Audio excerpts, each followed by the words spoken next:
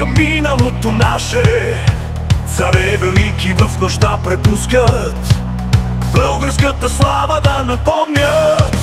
Велики времена били са, след битки, зли и победи. Ала сега сме твърде жалки, с лилипутски бирогледи. Аспарух едва ли би гордял се с нас, и всеки иска да живее в чужбина и не чува родният си глас. Аспарух едва ли би гордял се с нас, и всеки иска да живее в чужбина и не чува родният си глас.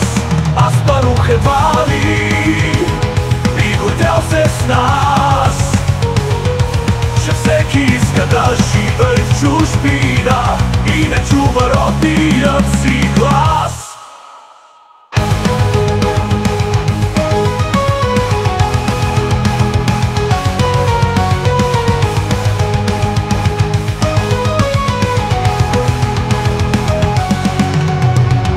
От болката сега сразен, натоварен с нея в неохота.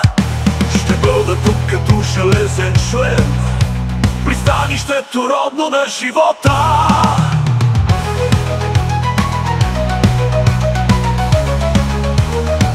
Ще бъда тук завинаги в тази земя. Ще бъда тук завинаги в тази земя.